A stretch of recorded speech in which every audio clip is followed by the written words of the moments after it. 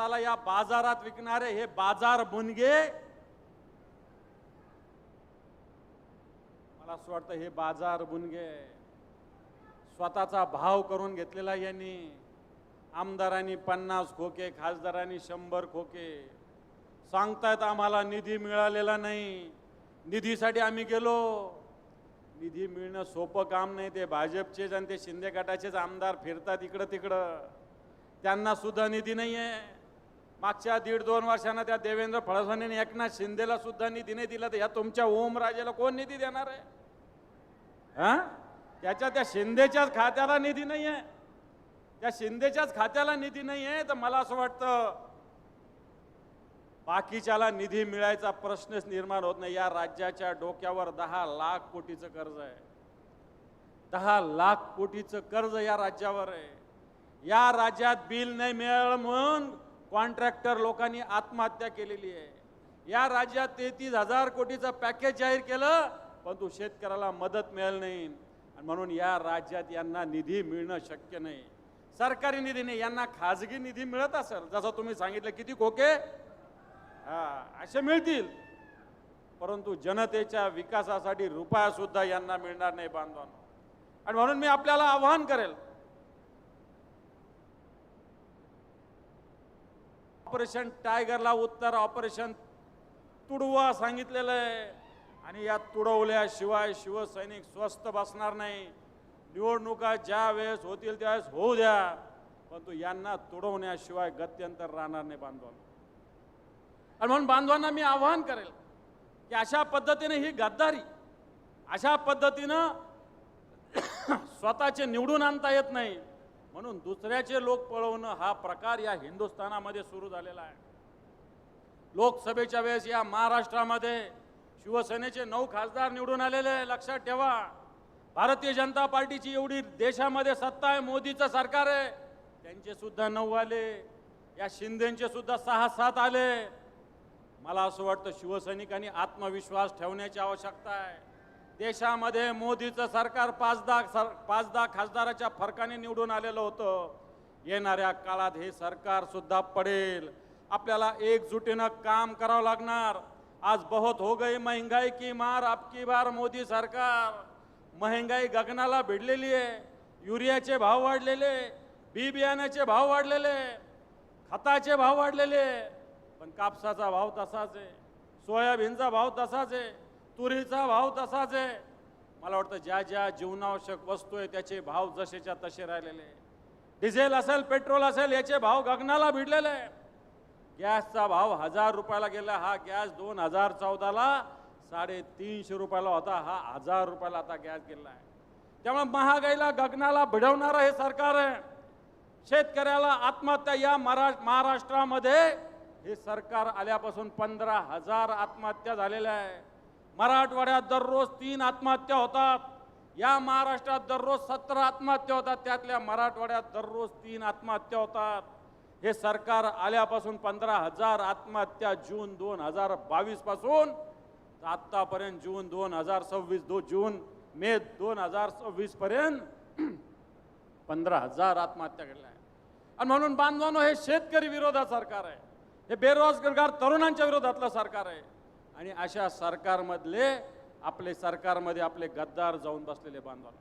आणि म्हणून मला असं वाटतं या गद्दारांच्या विरुद्ध आपल्याला लढा तीव्र करावा लागेल. इतिहासामधले अनेक गद्दार आहे. मला वाटतं उद्धवजी ठाकरे साहेब त्या इतिहासातल्या गद्दारावर बोलतील. इथल्याच खासदारांनी इतिहासातल्या गद्दाराविषयी भाषण केलं होतं.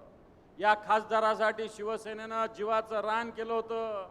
या खासदारांसाठी शिवसेनेनं 1500 रुपये कॉन्ट्रीब्युशन केलं होतं.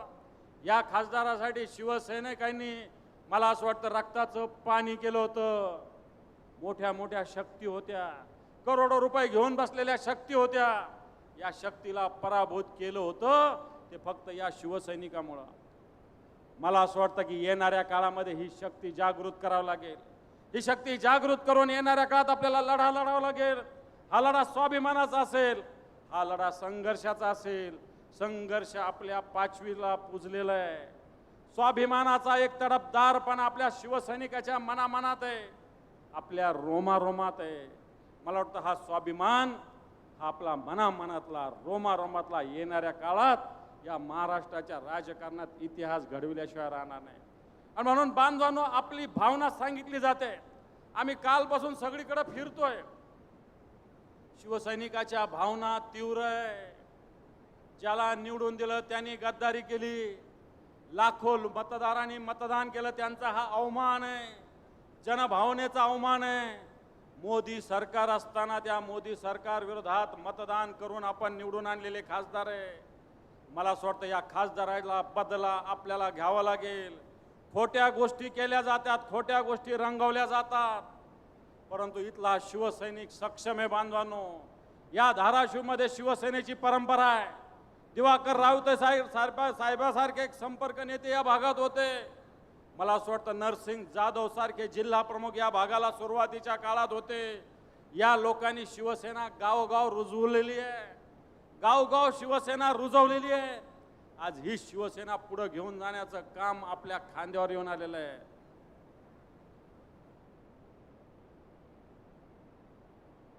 दयानंद गायकवाड निष्ठावंतच येते, आमदार होते, आमदार राहिले, संघटनेबरोबर कायम राहिले, तिकीट मिळो नाही तर न मिळो. ही परंपरा या धाराशिवमध्ये दयानंद गायकवाड आपले माजी आमदार राहिलेले आहे. आजही शिवसेनेसोबत आहे. रणजित पाटील इथं आहे का नाही? ज्ञानेश्वर पाटलासारखे, दयानंद गायकवाडासारखे हे लोक आपल्या या धाराशिवमध्ये राहिलेले आहे. या दयानंद गायकवाड असेल, ज्ञानेश्वर पाटील असेल, हे सगळे खासदार आमदार या आपल्या जिल्ह्याचे होते. या लोकांनी बाप बदलले नाही. या लोक आजही शिवसेनेसोबत राहिले, आजही शिवसेनेसोबत राहिलेले. बांधवांनो, हे तो लोक, ही धाराशिवमध्ये शिवसेना रुजलेली आहे, गावोगाव रुजलेली आहे. नेतृत्व कोणी द्या, बाळासाहेब ठाकरेंनी, उद्धवजी ठाकरे साहेबांनी गावागावात शिवसेना रुजलेली आहे.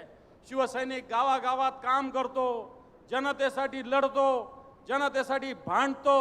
अशा पद्धतीनं काम करणारे शिवसैनिक आहे. एखादी ग्रामपंचायत असेल, एखादी नगरपालिका असेल, एखादी मार्केट कमिटी असेल, या सगळ्या ठिकाणी शिवसैनिक सातत्यानं संघर्ष करत आलेला आहे. शिवसैनिकांनी या संघर्षातून शिवसेना उभी केलेली आहे.